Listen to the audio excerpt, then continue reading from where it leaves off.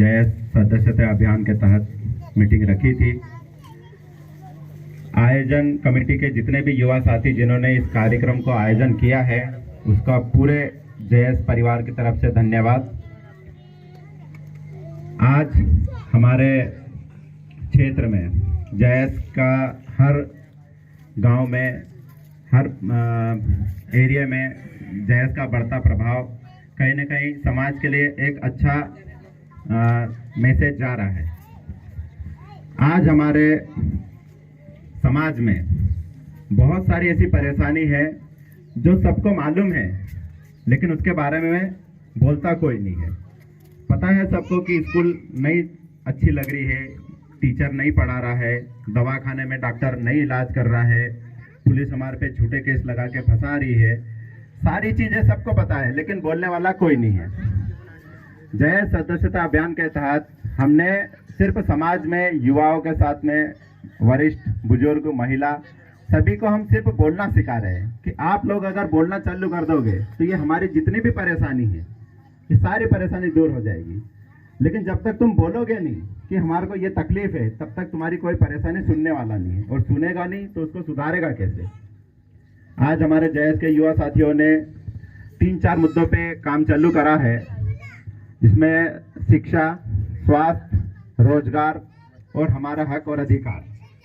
शिक्षा के बारे में सिर्फ मैं इतना ही बोलना चाहूँगा कि शिक्षा अगर तुम्हारे बच्चों को अच्छे से पढ़ा लोगे या सिखा लोगे तो तुम्हारे को किसी नेता की जरूरत नहीं पड़ेगी, क्योंकि वो उसके हक और अधिकार की बात खुद कर लेगा। अगर बच्चा अच्छे से पढ़ लिख जाएगा तो नौकरी लगेगी, और नौकरी नहीं लगेगी तो कहीं ना कहीं काम धंधा कर लेगा। लेकिन अगर बच्चा नहीं पढ़ा पाओगे तो सिर्फ और सिर्फ वो गुजरात, महाराष्ट्र में जाके मजदूरी करेगा। तो जयस ने सबसे पहले ये सोचा है कि शिक्षा को कैसे सुधारे, और उसको सुधारने के लिए सबसे जरूरी ये है कि जो सरकार की जो गलत नीति चल रही है अपने समाज में शिक्षा को लेके, उसको सबसे पहले सुधारने की बात है। हमारे स्कूलों, हमारे गांव में, फलियों में, पूरे क्षेत्र में स्कूल तो खोल दिए, लेकिन मास्टर उनकी व्यवस्था नहीं करी है।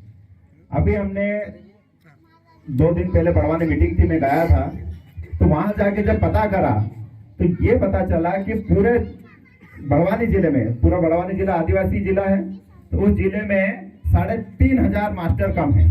सेंधवा की बात करूं तो सेंधवा में 106 स्कूल ऐसी है जो स्कूल बनी तो है लेकिन उसमें मास्टर नहीं है।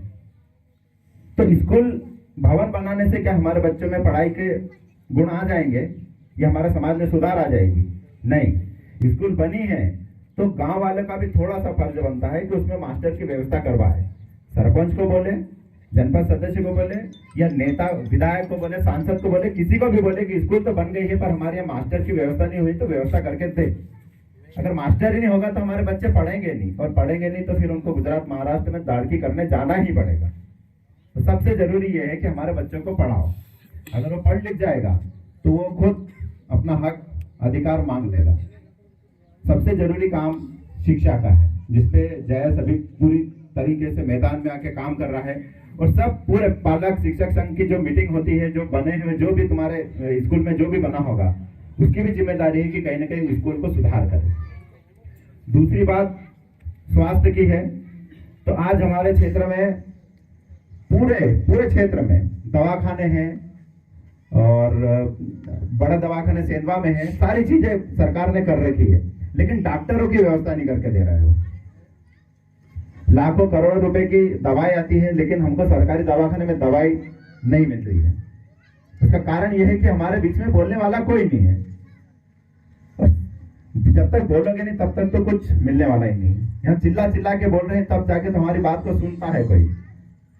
तो आप सभी लोगों से यह है कि क्षेत्र में बहुत सारे ऐसी चीजें बनी हैं, दवाखाने हैं, उनमें जाके शायद आपके गांव में भी उप स्वास्थ्य केंद्र तो बना ही होगा ऐसा लग रहा है, और अगर नहीं होगा तो बादल में आपका भी बड़ा दवाखाना है। हमारे लोगों में बहुत सारी खान पान की कमी की वजह से बीमारी होती है, और सरकार उसके लिए बहुत सारी स्कीम चलाती है, लेकिन जमीन पे कुछ भी नहीं है। तो हमारे दवाखाने को व्यवस्थित जाके देखो, दवाई गोली वहां पर मिलती है, अगर नहीं मिले तो अधिकारी से बात करो, वहाँ अधिकारी नहीं सुनता है तो सेंधवा में बात करो, नहीं सुनेगा तो बड़वानी में भी बोलना पड़ेगा। जब ये चीज हो जाएगी तो हमारा जो फालतू खर्चा लग रहा है दवाखाने का, प्राइवेट दवाखाने देख लो तुम आज की तारीख में कि पूरे दवाखाने प्राइवेट वाले एकदम 4-4 मंजिले के बन गए हैं, लेकिन हमारे दवाखाने को यहाँ पर खत्म कर रहे हैं। क्यों? क्योंकि यहाँ आदिवासी लोगों, गरीब आदिवासी लोगों इलाज कराने जाते हैं। तो सरकार कहीं ना कहीं हमको दिखाती है कि हम तुम्हारा काम कर रहे हैं, लेकिन जमीनी स्तर पे खत्म है, जीरो है। एक उसमें जायज काम कर रहा है जो उसमें सभी समाज का फायदा होने वाला है। तीसरी चीज रोजगार की बात है, तो समाज में आज की तारीख में पूरी तरह से देख लो तुम कहीं पे भी कि सभी के पास, जो गैर आदिवासी लोग होंगे उनके पास नहीं लाए, कोई बड़े कारखाने नहीं लाए कि जिससे हमारे को यही काम मिल जाए। मजबूरी में हमको गुजरात महाराष्ट्र मजदूरी करने जाना पड़ता है, जिससे हमारे बच्चों का भविष्य खत्म हो रहा है। क्योंकि अगर महाराष्ट्र में साड़की करने जाएंगे तो बच्चों को भी ले जाना ही पड़ेगा, तो उनकी पढ़ाई मारी जाती है।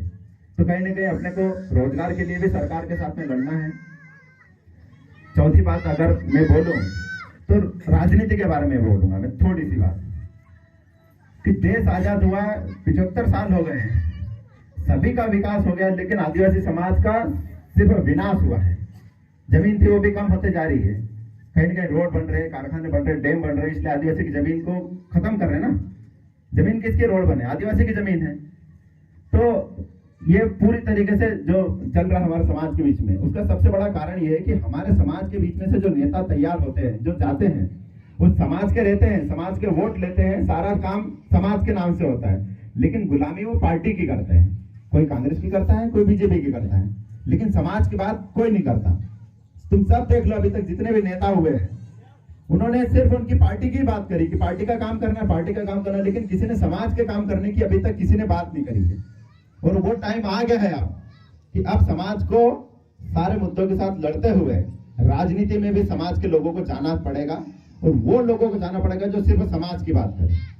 क्योंकि पार्टी की बात करते करते तो पार्टी का आगे बढ़ा दिया है, समाज कहाँ रह गया? समाज तो वहीं रह गया है। अब आने वाले टाइम में अगर समाज के बीच में से कोई समाज का जाएगा जो समाज का खुद मुद्दे, समाज की मुसीबत, समाज की परेशानी की बात करेगा, वही समाज का सुधार कर पाएगा। नहीं तो पार्टी की राजनीति करने जाएंगे तो कहीं ना कहीं वो पार्टी उसका काम करके निकल जाएगी, समाज यही रह जाएगा। बहुत सारे मुद्दे हैं समाज में। आज की तारीख में देख लो कि पुलिस वाले झूठे केस लगा रहे हैं, सोसाइटी में हमको खाद बीज नहीं मिल रहा है, बाहर मार्केट में जाते हैं तो 270 रुपए का खाद हमारे को 600 रुपए में तक मिला है।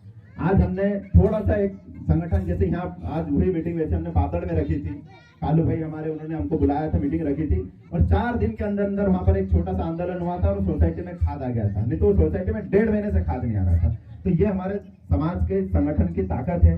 और कहीं ना कहीं हमने समाज के मुद्दे उठाए थे, बहुत सारे मुद्दे। अभी लाइट का मुद्दे फिर आने वाला है अपने बीच में, कि अभी तुम्हारे यहाँ पर भी हुआ होगा कि अभी 24 घंटे वाली लाइट घर घर पहुंची नहीं होगी, मीटर लगे नहीं होंगे, लेकिन बिल आ गया है। अभी थोड़े दिनों बाद अपने को कपास में पानी देना है, गेहूं में पानी देना है, सारी चीजें करना है, लेकिन लाइट अभी से काटना चालू कर दी है। तो ये बहुत सारी ऐसी चीज है जो अगर एक जन बोलने जाएगा तो कोई नहीं सुनेगा, लेकिन समाज के पूरे लोग इकट्ठे होकर संगठन बना के जाएंगे तो तुम्हारी आवाज को हर कोई सुनेगा और तुम्हारा काम भी होगा। करते करते तो पार्टी का आगे बढ़ा दिया है, समाज कहाँ रह गया? समाज तो वहीं रह गया है।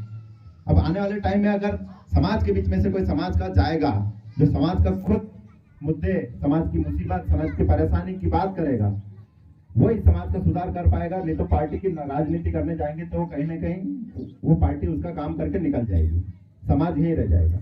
बहुत सारे मुद्दे हैं समाज में। आज की तारीख में देख लो कि पुलिस वाले झूठे केस लगा रहे हैं, सोसाइटी में हमको खाद बीज नहीं मिल रहा है, बाहर मार्केट में जाते हैं तो 270 रुपए का खाद हमारे को 600 रुपए में तक मिला है।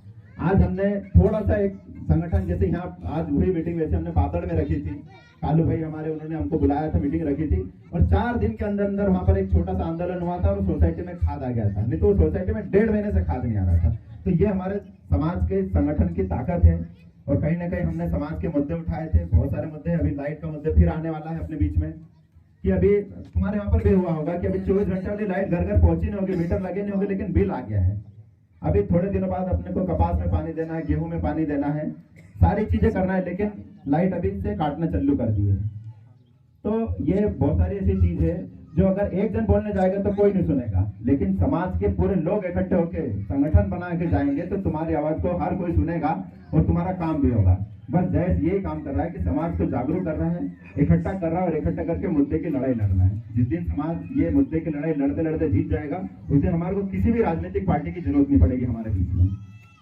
आप लोगों से बस यही उम्मीद है कि आप जैसे आज यहाँ पर मीटिंग रखी है, विचार करो, आपस में कुछ चर्चा करो, बात करो कि भाई समाज में क्या चल रहा है, राजनीति में, शिक्षा में, स्वास्थ्य में, सब पे विचार करो और बोलो कि सरकार जो बोलती है कि इतना इतना हमने आदिवासी क्षेत्र में कर दिया है, तो जमीन पे तो दिख नहीं रहा है, तो उस बारे में बात करो। जिस दिन तुम ये बात करने लग जाओगे उस दिन तुम्हारा सारी मुसीबत दूर हो जाएगी, किसी की जरूरत नहीं पड़ेगी। और हम सब मिलकर ये कोशिश कर रहे हैं कि सब जन इकट्ठे होके एक आवाज बुलंद करो और हमारे हक और अधिकार की लड़ाई लड़ो। जिस दिन हमारा ये सपना पूरा हो जाएगा उस दिन हम आराम से हमारे खेत में काम करके भी जी लेंगे। बस आप लोगों के बीच में आया था।